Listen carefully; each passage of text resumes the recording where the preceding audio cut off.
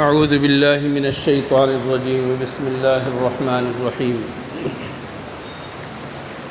وَلَقَدْ آتَيْنَا إِبْرَاهِيمَ رُشْدَهُ مِنْ قَبْلُ وَكُنَّا بِهِ عَالِمِينَ وقال تعالی قلنا یا نار کونی بردا وسلاما علی ابراہیم۔ آج سورہ انبیاء کی تلاوت کی گئی اور اس صورت میں حضرت ابراہیم علیہ السلام کا واقعہ، حضرت لوط علیہ السلام اور اس طرح حضرت نوح علیہ السلام اور حضرت یونس علیہ السلام اور اسی طریقے سے کئی سارے حضرات انبیاء کرام کا ذکر آیا۔ حضرت ابراہیم علیہ السلام کا قصہ پورے قرآن میں پھیلا ہوا ہے، یہاں پر بھی حضرت ابراہیم علیہ السلام کا دلچسپ قصہ مذکور ہے۔ حضرت ابراہیم علیہ السلام ایسے گھرانے میں پیدا ہوئے کہ ان کے والد صرف بت پرست ہی نہیں بلکہ بتوں کا بنانے والا تھا، بتگر تھا، اور اللہ تعالیٰ نے حضرت ابراہیم علیہ السلام کو اس قدر سلیم الفطرت پیدا کیا کہ شروع سے ہی بت پرستی سے دور اور شرک کا کوئی شائبہ ان کے اندر نہیں۔ بہت زیادہ کڑتے رہے، قوم کو سمجھاتے بھی رہے اور پوچھا کہ یہ کیا ان مورتیوں کے سامنے تم لوگ بیٹھے رہتے ہو، عبادت کرتے ہو؟ تو ان کا جواب بس یہی تھا کہ آبا و اجداد سے ہم پوچھتے آ رہے ہیں۔ حضرت ابراہیم علیہ السلام نے ان کو سمجھایا کہ دیکھو تم خود سوچو، یہ بت جن کو تم معبود قرار دیتے ہو، جن کو تم سجدہ کرتے ہو، جن کا تم احترام کرتے ہو، جن پر چڑھاوے چڑھاتے ہو، ان کی تو کوئی حیثیت نہیں۔ ان کو تھپڑ مارو تو یہ کچھ جواب نہیں دے سکتے، ان کو توڑو کچھ جواب نہیں دے سکتے، ان کو نفع پہنچاؤ جواب نہیں دے سکتے، ان کو نقصان پہنچاؤ جواب نہیں دے سکتے۔ رب اور معبود کہلانے کے قابل تو وہ ذات ہے جس نے آسمانوں کو پیدا کیا، زمینوں کو پیدا کیا، اس سے پہلے تم لوگوں کو پیدا کیا اور تمام کائنات کو پیدا کیا۔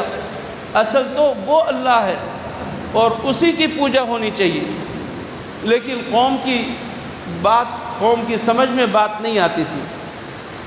آخر حضرت ابراہیم علیہ السلام نے کہا کہ میں پھر سبق سکھاتا ہوں۔ دل میں کہا کہ میں تمہارے بتوں کو توڑ کر رکھوں گا۔ چنانچہ ایک دن بت خانے میں چلے گئے، وہ لوگ میلے ٹھیلے میں تھے، بت خانے میں جا کر انہوں نے سارے بتوں کو توڑ کے رکھ دیا۔ ایک بڑا بت جو تھا اس کو باقی رکھا اور اس کی گردن میں کلہاڑا پھنسا دیا۔ لوگ واپس آئے تو حیران ششدر، یہ کیا ہو گیا؟ ہمارے بتوں کے ساتھ یہ معاملہ، ہمارے خداؤں کو کسی نے بالکل ریزہ ریزہ کر دیا۔ آپس میں کہنے لگے کہ ایک شخص، ایک آدمی ہے، ایک نوجوان ہے جو ان بتوں کو تذکرہ اس طریقے سے کرتا ہے، اسی نے کیا ہوگا۔ ابراہیم اس شخص کا نام ہے، بلاؤ اس کو۔ لوگوں نے حضرت ابراہیم علیہ السلام کو بلایا اور کہا کہ تم نے ایسا کیا ہے؟ حضرت ابراہیم علیہ السلام نے ان کو چڑھانے کے لیے اور ان کو سمجھانے کے لیے کہا کہ نہیں، یہ جو تمہارا بڑا ہے نا، بڑا بت، اس نے کیا ہے، کلاڑا اس کے ہاتھ میں ہے نا، اسی نے مار کر کلاڑا اپنی گردن میں پھنسا رکھا ہے۔ آپس میں وہ لوگ سوچ میں پڑ گئے اور پھر جو ہے بات بھی سمجھ میں آئی کہ واقعی یہ تو سچ کہہ رہے ہیں، لیکن جہالت ہوتی ہے۔ کہا کہ نہیں، تم نے ہمارے بتوں کو قتل کیا ہے اور بتوں کو مارا ہے، بتوں کو ریزہ ریزہ کیا ہے، ہم تمہیں نہیں چھوڑیں گے۔ حضرت ابراہیم علیہ السلام کے لیے زبردست قسم کی آگ تیار کی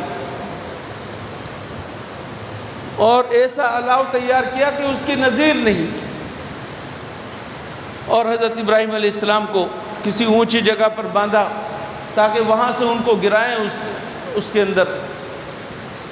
یعنی ایس عجیب و غریب منظر تھا، کوئی بھی ساتھ دینے والا نہیں ہے، کوئی بھی ان کے حق میں بولنے والا نہیں ہے، کسی کی استطاعت اور بس میں بھی نہیں ہے، سوائے اللہ کی رحمت کے کچھ نہیں۔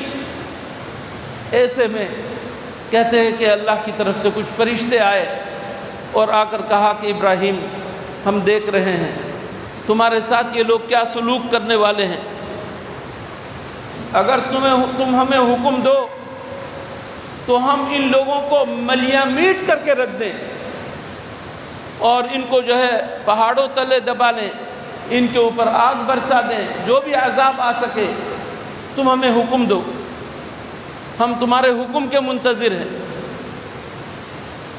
تو حضرت ابراہیم علیہ السلام نے بس ایک ہی جملہ کہا کہ میں سوائے اللہ کے اور کسی کے اوپر بھروسہ نہیں کرتا، مجھے تم میں سے کسی کی ضرورت نہیں ہے، بس ہاں اللہ کی رحمت کا مجھے انتظار ہے، اللہ تعالیٰ اگر مجھے بچانا چاہے تو بچا دے۔ انکار کر دیا اس موقع پر بھی۔ آپ دیکھیں ایمان کسے کہتے ہیں، ایمان کس قدر پختہ ہے اندازہ لگائیے۔ اس موقع پر فرشتوں کی پیشکش کو بھی انہوں نے ٹھکرا دیا اور کہہ دیا کہ بس اللہ کا محتاج ہوں، تمہارا محتاج نہیں ہوں۔ آخر حضرت ابراہیم علیہ السلام کو اس آگ میں ڈالا گیا، ادھر آگ میں ڈالنے کی دیر تھی، ادھر اللہ جل شانہ نے اس جلتی اور تیز آگ کو، اس شدید آگ کو حکم دیا کہ اے آگ میرے بندے ابراہیم کے لیے تم ٹھنڈ پہنچانے کا ذریعہ بن جاؤ اور تم سلامتی کا ذریعہ بن جاؤ۔ یہ آگ ہے، یہ چھری ہے، یہ تلوار ہے، یہ توپ ہے، یہ گولی ہے، ان تمام چیزوں کے ذریعے سے لوگوں کو موت آتی ہے، لیکن سب اللہ کے حکم کے پابند ہیں۔ ہم سمجھتے ہیں کہ یہ بے جان چیزیں ہیں، نہیں، یہ اللہ جل شانہ کے لیے کارندے ہیں، اللہ تعالیٰ کے حکم کے پابند ہیں۔ اللہ نے آگ سے کہہ دیا کہ خبردار جلانا نہیں۔ حضرت ابراہیم علیہ السلام کے لیے یہی آگ ٹھنڈی ہو گئی، اور ٹھنڈی بھی ایسی ٹھنڈی نہیں کہ فریز کر کے رکھ دیں، نہیں، وہ سلامتی کا ذریعہ بن گئی۔ گل گلزار اللہ جل شانہ نے اس آگ کو بنا دیا۔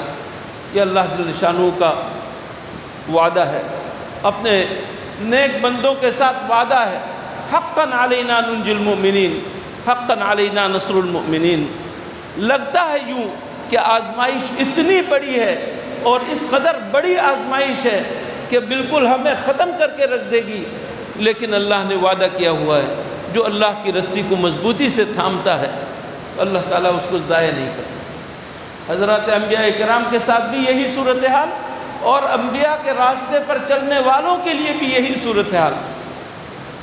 موت آتی ہے، کوئی شک نہیں، سخت ترین موت آتی ہے، لیکن اس کے باوجود اللہ پر توکل کرنے والے اور اللہ کو ماننے والے اللہ جل شانہ ان کو پہچانتے ہیں، اور اللہ تعالیٰ ان کو اپنے بندوں کی حیثیت سے ان کی ہر وقت مدد کرتے ہیں۔ اللہ تعالیٰ ہم سب کے اندر بھی ایمان کو پختہ فرما دے اور اس دین کے اوپر ہمیں قائم اور دائم رکھ دے۔ وآخر دعوانا الحمدللہ رب العالمین۔